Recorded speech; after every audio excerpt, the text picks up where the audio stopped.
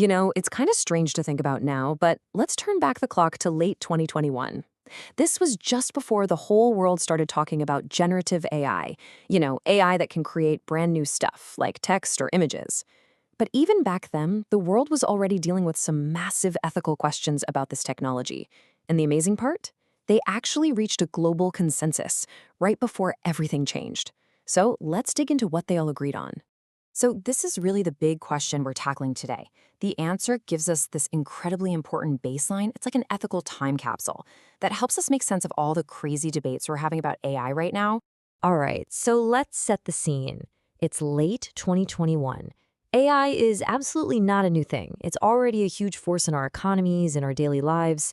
But the public conversation and the tech itself was right on the cusp of this giant world-changing shift.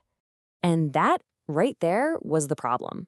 You had this incredibly powerful technology that knows no borders, and it was developing at lightning speed. But there was no shared international agreement on the rules of the road.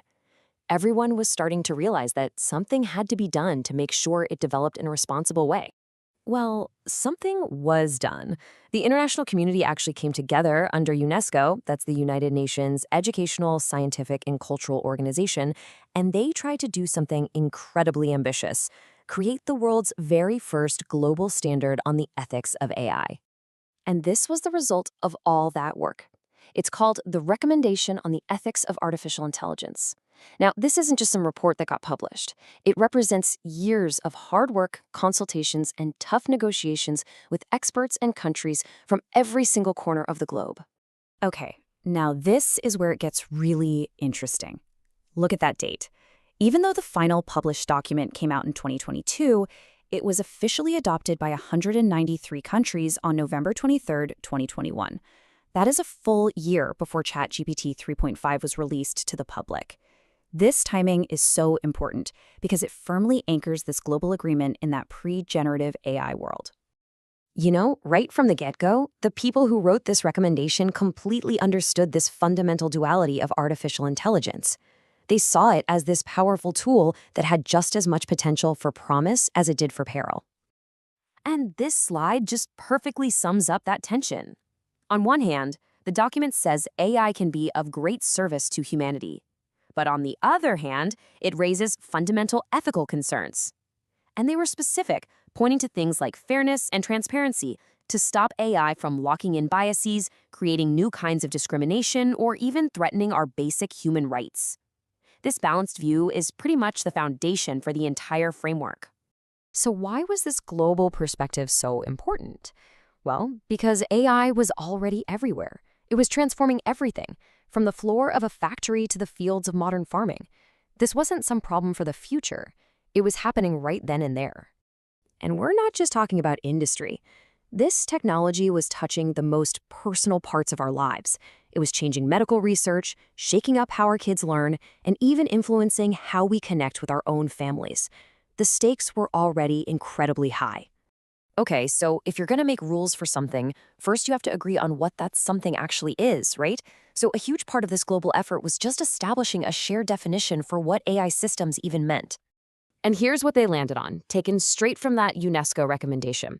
They defined an AI system as a technology that can learn and perform tasks we usually think of as cognitive, leading to things like predictions or decisions. It's a broad definition, for sure, but that was on purpose. It was designed to be future-proof and cover a whole range of different technologies. And they didn't just leave it at that broad definition. They drilled down into the specifics. The document actually calls out methods like machine learning, and that includes deep learning and reinforcement learning, plus machine reasoning.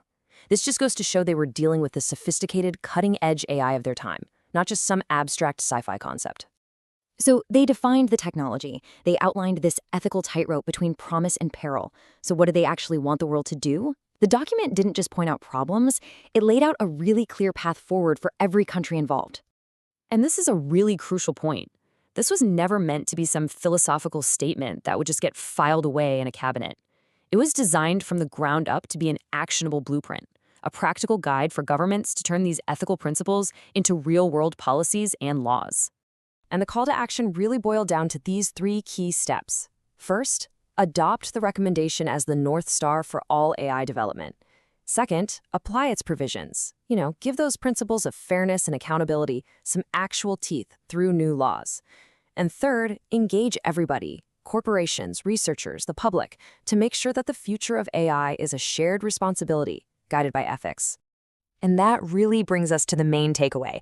This document, created in a world just moments before the generative AI explosion, is not some dusty old relic. It is the very foundation for the conversations we are having right now. The principles it talks about are at the absolute heart of the biggest, most urgent AI debates of our time. Which leaves us with one last, pretty big thought. We know what 193 countries agreed was ethically essential for AI way back in 2021. The question for all of us today is, how well are we actually living up to those principles with the even more powerful AI we have now?